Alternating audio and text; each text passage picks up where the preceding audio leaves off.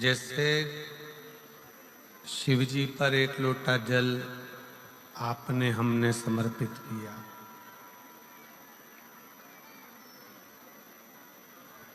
और भगवान शंकर पर जब जल समर्पित कर कर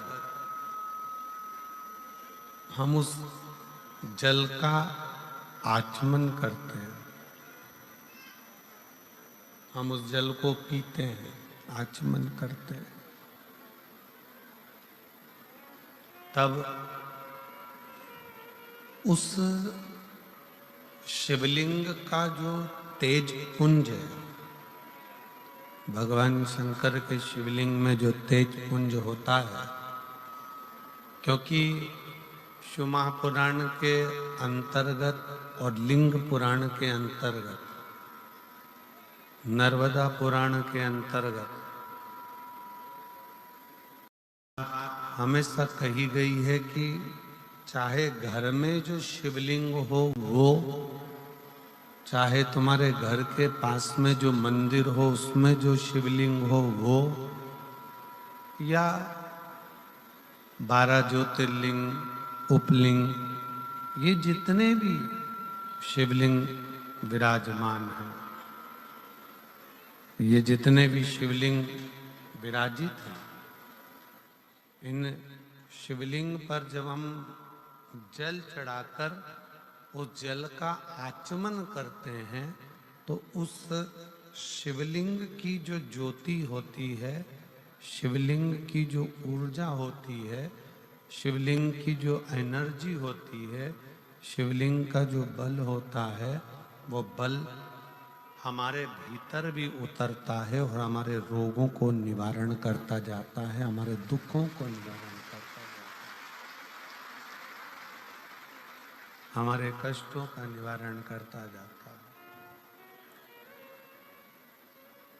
हमारे दुख, हमारी तकलीफें, हमारा कष्ट अपने आप समाप्त होते चले जाता है।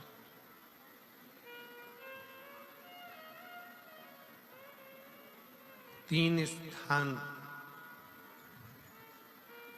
शिवलिंग पर वर्णित है कि ये तीन स्थान का जब स्पर्श करते हैं तो आप कितने भी रोग से ग्रसित क्यों न हो, आप कितने भी रोग से घिरे क्यों ना हो, तीन स्थान का स्पर्श करने से आपको एक अलग से ऊर्जा प्राप्त होती है, और आपके शरीर में कितना भी कंपन हो रहा हो, कितनी भी कमजोरी हो रही हो, कितना भी दर्द हो रहा हो, कितना भी कष्ट हो रहा हो, तीन स्थान शिवालय में शिवलिंग के जगह पर बताए गए हैं। उन स्थानों का स्पर्श करने से शरीर में एक ऊर्जा आती है,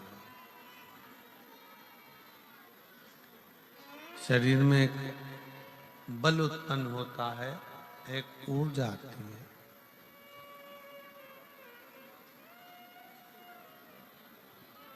शरीर के अंतर्गत एक ऊर्जा का संचार होता रहता है। अब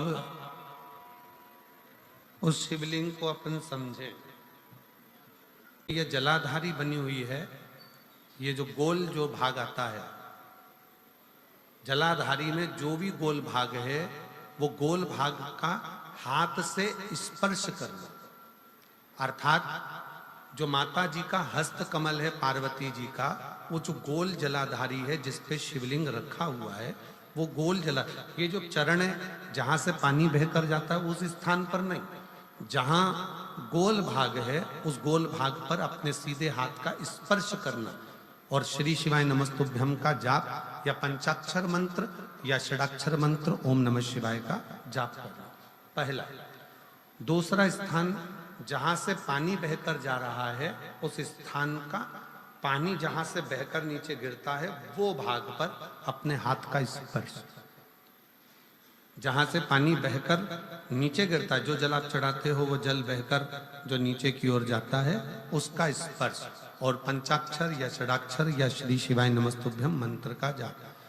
फिर तीसरा स्थान बताया कि शिवलिंग में किसी भी स्थान पर अपनी हथेली का स्पर्श, केवल हथेली का स्पर्श, उसमें उंगलियों का स्पर्श नहीं, केवल हथेली का स्पर्श, और पंचाक्षर या षडाक्षर या श्री शिवाय नमस्तुभ्यम मंत्र का जाप। ये 3 स्थान ऐसे बताए हैं कि आपके शरीर में अगर बिल्कुल भी इतनी एनर्जी नहीं है कि आप 2 कदम चल सकते हैं, तो शंकर के मंदिर में, शिवालय में जाकर ये 3 स्थान का स्पर्श करिए। मंदिर से जब आप बाहर निकलेंगे तो खुद के बल पर निकलेंगे, कोई आपको उठाने के लिए जरूरत नहीं। आप स्वयं के बल पर निकल सकते हैं, स्वयं के बल पर आगे बढ़ सकते, स्वयं के बल पर अग्रणी हो सकते, स्वयं के बल पर आप आगे निकल सकते हैं। 3 स्थान हैं जहां व्यक्ति के जीवन के दुख, तकलीफ, रोग, कष्ट अपने आप नष्ट होते चले जाते हैं। तो पहला जो स्थान है वो पार्वती जी का स्थान हस्तकमल, दूसरा कार्तिकेय और गणेश के मध्य में जो अशोक सुंदरी है और कार्तिक गणेश बैठे वहां से जो पानी नीचे की ओर आता है वो स्थान, और तीसरा अपनी हथेली का, शिवलिंग का कोई भी स्थान जहां अपनी हथेली का स्पर्श हो जाए वो स्थान। ये 3 जगह हमें बल देती है, हमें ऊर्जा देती है, हमें एनर्जी देती है। जब घी बनता है तो उसमें सुगंध भी होती है।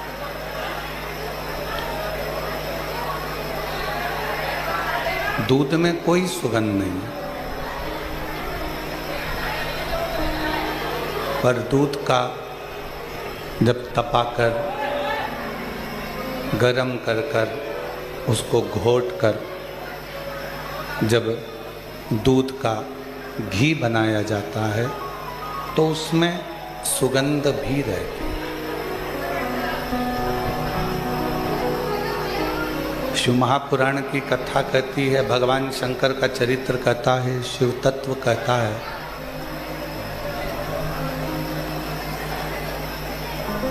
दूध को कीमत वाला बनाने के लिए भगवान ने उसको घी बनाया। और घी इतने आसानी से नहीं बन जाता, दूध को थोड़ा सा तपना पड़ता है, दूध को थोड़ा सा फटना भी पड़ता है, दूध को थोड़ा सा कष्ट सहना पड़ता है।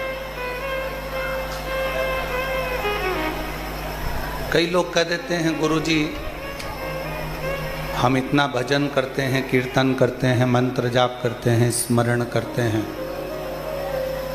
उसके बाद भी सारा दुख हमारी जिंदगी में ही है,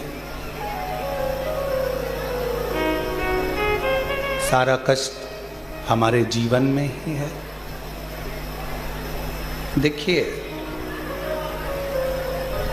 मान लो कोई व्यक्ति भगवान का भजन भी नहीं करता,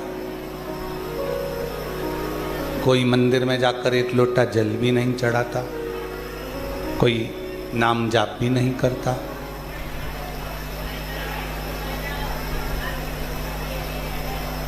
उसने 1 लोटा जल भी नहीं चढ़ाया, नाम जाप भी नहीं करा, स्मरण भी नहीं करा,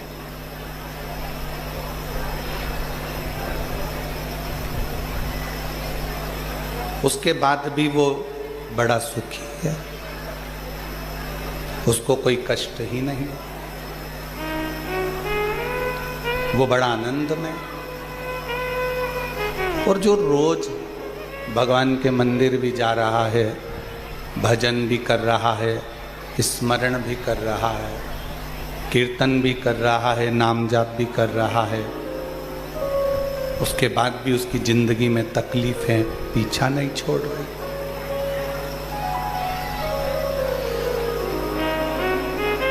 मिट्टी को जितना मूर्तिकार अच्छे से मसता है, उसको कष्ट देता है, उसको रोंदता है, मिट्टी की मूर्ति, बर्तन उतना अच्छा बनता है। मान लो भगवान ने तुम्हारी किस्मत में थोड़ा सा दुख, थोड़ा सा कष्ट ज़्यादा लिखा है, तो ये चिंता मत करना कि भगवान हमको कष्ट ज़्यादा दे रहा है। हो सकता है वो तुम्हारी मूर्ति अच्छी बनाना चाहता है, वो तुम्हें श्रेष्ठ बनाना चाहता है। वो कुछ अच्छा करना चाह रहा है, वो कुछ श्रेष्ठ करना चाहता है।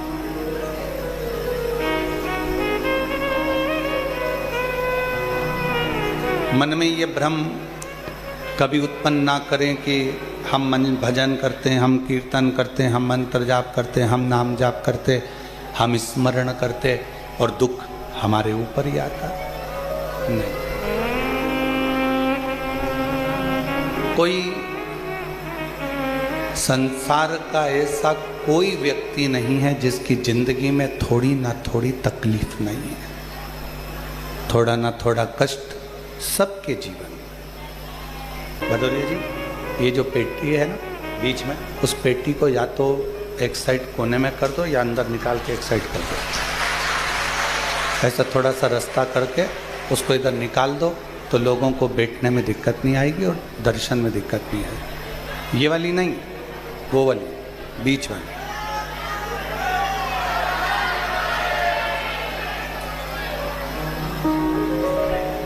और मैंने तेरे ही भरोसे बाबा, तेरे ही भरोसे हवा विच उड़ती जागी बाबा डोर हथों छड़ी नामे कटी जावागी। भोले मैं तेरी पतंग शंभो मैं तेरी पतंग हवा विच उड़ती जावागी बाबा डोर हथों छड़ी नामे कटी जावागी। कोई जीवन में थोड़ा बहुत कष्ट, थोड़ा बहुत दुख, थोड़ी बहुत तकलीफ है अगर आ रही है तो ये चिंता ना करें कि हम भजन करते, कीर्तन करते, मंत्र जाप करते, स्मरण करते, उसके बाद भी भगवान हमको ही दुख दे रहा है। हो सकता है कि थोड़ा कष्ट जीवन में मिल रहा हो, थोड़ा कष्ट जीवन में प्राप्त हो रहा हो, थोड़ा मंत्र जाप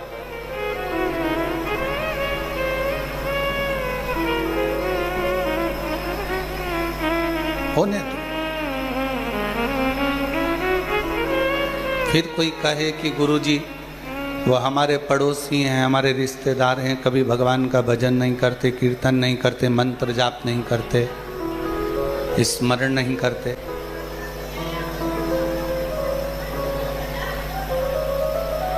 और उनके पास में सारा वैभव है, भगवान उनको ऐश्वर्य भी दे रहा है, धन भी दे रहा है, दौलत भी दे रहा है, संपदा भी दे रहा है।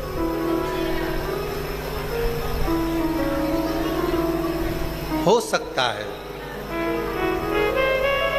उसका पूर्व का कोई प्रारब्ध हो, उसके पूर्व में किए हुए कोई भजन का बल, उसके पूर्व में किए हुए कोई मंत्र जाप का बल, उसके पूर्व में किए हुए कोई नाम जाप का फल उसके भाग्य में हो।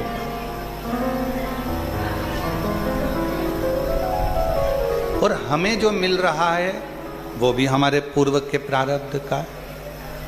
थोड़ा दुख ज़्यादा मिल गया, थोड़ा कष्ट ज़्यादा मिल गया, थोड़ी तकलीफें ज़्यादा मिल गई, कोई बात नहीं। आज के जमाने में बहुत बड़ा बड़ा आडंबर हो गया। शिव जी को हाथ मत लगाना, इस मंदिर में प्रवेश मत करो, इस मंदिर के अंदर कोई जा नहीं सकता, शंकर जी को कोई हाथ नहीं लगा सकता, भगवान को कोई छू नहीं सकता। ए भाई, शिव पुराणों को अगर अच्छे से अध्ययन करो तो स्वयं देव अधिदेव महादेव कहते हैं, जब मेरे पास में मेरे भक्त आते हैं उनको देखकर जो मेरे चेहरे पर प्रसन्नता आती है वो मुझे फूल चढ़ाने से भी नहीं आ सकती, वो मुझे फूल चढ़ाने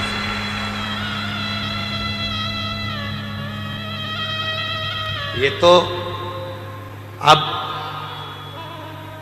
जब मंदिर हो सारे के सारे शंकर जी के मंदिर में भक्तों का जाना चालू हो गया, तो अब लोगों ने थोड़ा सा ये क्रम चालू कर दिया, शाम को भगवान का श्रृंगार हो जाता है, हम जल नहीं चढ़ाने देंगे, शाम को शिव जी को पानी मत चढ़ाना, शाम को शंकर जी को जल मत चढ़ाना।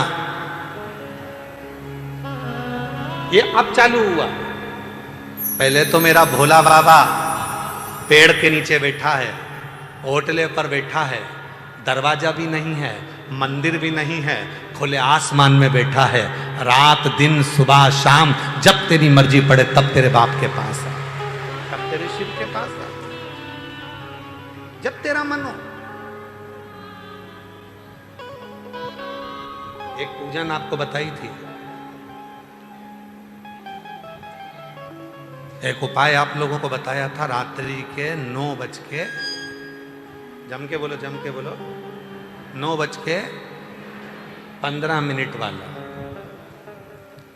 वो ऐसा शस्त्र है, अब कई लोग उसका विरोध भी करे, सीवर वाले बाबा तो हर कुछ बता देते हैं, रात को 9:15 पर शंकर जी को जल चढ़वा रहे हैं।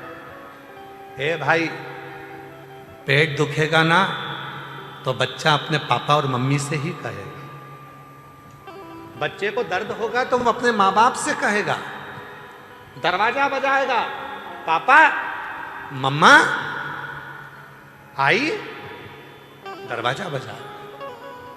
ये संसार का मनुष्य का बाप देव अधिदेव महादेव है, जब इसको दुख आएगा तो कहां जाएगा, किससे कहे, किसको बोलेगा।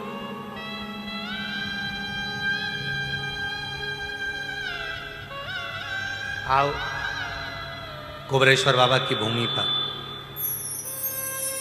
रात को 12 बजे भी आओगे तो शंकर जी को जल चढ़ता मिलेगा। बोलो बोलो, सही है गलत है? 1:30 बजे रात को भी आओगे तो शिव जी को जल चढ़ता मिलेगा।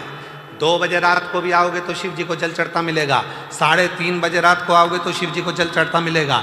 6 बजे भी आओगे तो जल चढ़ता मिलेगा। दिन भर जल चढ़ता मिलेगा। 24 घंटे बाप का दरवाजा अपनी औलाद के लिए खुला की खुला है। वो आएगा, उससे कहेगा। किसके भरोसे, किसके भरोसे?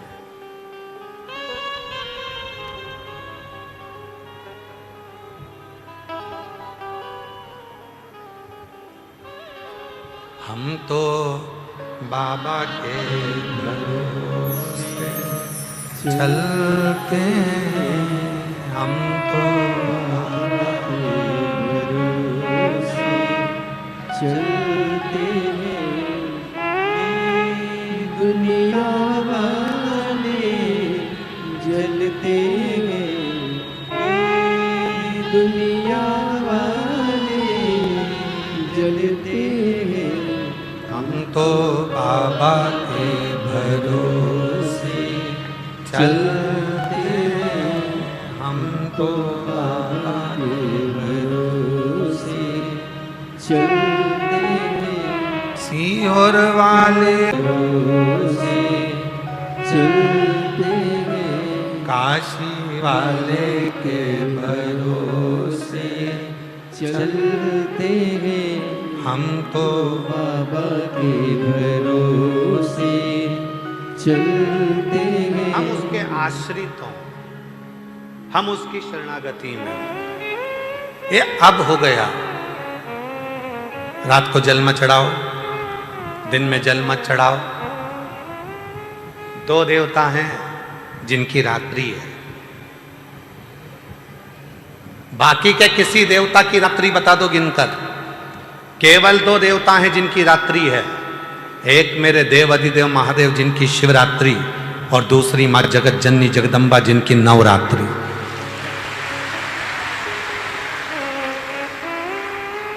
33 कोटि देवताओं की लिस्ट निकालिए, किसी देवता की रात्रि नहीं है।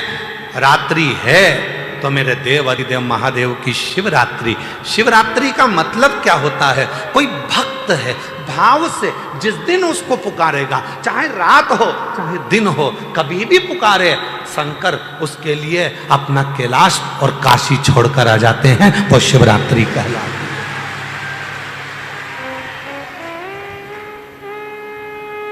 आज क्या है? कथा की शिवरात्रि। अगर तुमने कह दिया किसी के सामने आज शिवरात्रि है तो लोग कहेंगे पागल हो गई क्या? अभी कोई शिवरात्रि है? महीने की शिवरात्रि तो बाद में आएगी। तो अभी की शिवरात्रि, ये शिवरात्रि कहां से आ गई?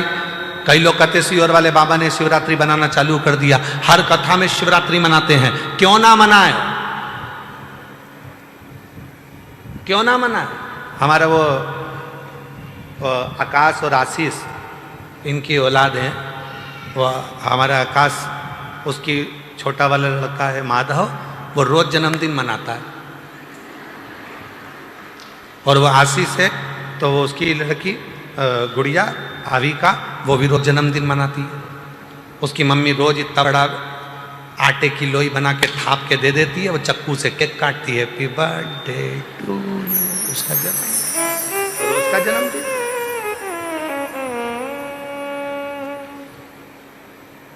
कोई जरूरी है कि जन्मदिन आएगा तब केक काटेंगे? कभी कभी बच्चों को अच्छा लगता है तो माँ बाप कह देते जा लिया केक काट के खाते हैं। ला, जिस दिन जन्मदिन होगा तो उस दिन तो ढेर केक आएंगे, खाते ही नहीं बनेगा। लोगों को मुंह में ठुसाओगे, खिलाओगे, तुम नहीं खा पाओगे, बस मुस्कुराओगे, पर खाओगे नहीं, दूसरे को खिलाओ। इतने केक, यहाँ कटा वहां कटा, यहाँ काटा वहां काटा, गाड़ी पे काटा, स्कूल में काटा, यहाँ काटा, सब दूर केक कटेंगे, पर तुम खा नहीं पाओगे। खाने का मजा कब है? जब जन्मदिन निकल गया, अकेले हो, उस दिन एंजॉय अपने परिवार के साथ। लाओ जरा अच्छा बढ़िया केक खरीद के लाओ, बढ़िया चॉकलेट वाला, काट के फिर खाया तो स्वाद आया, आनंद आया। तो जरूरी है कि जन्मदिन के दिन ही खुश होगे? तुम तो रोज प्रतिदिन एक लोटा जल चढ़ाकर इतने खुश हो कि मेरे बाप से मैं बात कर आई हूं, मेरे पिता से मैं बात कर। जो लोग कहते हैं हम 108 बेलपत्र चढ़ाएंगे, कोई कहता है हम सावन के महीने में 1.25 लाख बेलपत्र चढ़ाएंगे, कोई कहता है हम 1000 चावल का दाना चढ़ाएंगे, कोई कहता है हम शंकर भगवान को इतना दूध चढ़ाएंगे। शिव पुराण की कथा कहती है एक चावल का दाना भी अगर दिल से चढ़ाया गया है तो वो 1000 के बराबर है। एक बेलपत्र भी दिल से चढ़ाया गया है वो 1000 के बराबर है। एक फूल की पंखड़ी भी चढ़ाई गई है वो 1000 के बराबर है। और निवेदन है सारे कावड़ यात्रा वालों को, कावड़ियों को, पूरे राष्ट्र में जो कावड़ भरने वाले हैं उनको मेरा करबद्ध हाथ जोड़कर निवेदन है, हरिद्वार जाओ, चाहे काशी जाओ, चाहे तुम्हारा मन हो छिपरा जाओ, चाहे नर्मदा जाओ, चाहे तुम सीवन के तट आओ, पर निवेदन है कावड़ यात्री 100 किलो जल, 151 किलो की कावड़, 50 किलो की कावड़, 21 किलो की कावड़, ये आडंबर, ये दिखावा मत करो। शिव जी को तो एक छोटा सा लोटे का जल भी चढ़ाओगे तो स्वीकार कर लेगा। मेरे शंकर भगवान को आडंबर कर कर मत दिखाओ। मैं 101 किलो लेकर चल रहा हूं और 101 किलो कंधे पर लेकर चल रहा है। उधर पत्नी बेचारी की जान सूखे जा रही है, मेरा पति भूखा होगा, माँ बाप की जान सूख रही, मेरा बेटा कैसे चल रहा होगा, किसी का दिल दुखा कर ना ना। हम तो यहां तक कहेंगे जितना तुमसे बने, एक लोटा जल सारी समस्या का हल। और सावन के महीने में 2 लोटा जल। हमने कई माताओं को देखा, हमारे वो सीहोर की एक माता जी हैं, हमारे वो सुनील माथुर की उनकी मम्मा, उनकी माता जी 1 महीने कावड़ चढ़ाती है, पूरा 1 महीने रोज।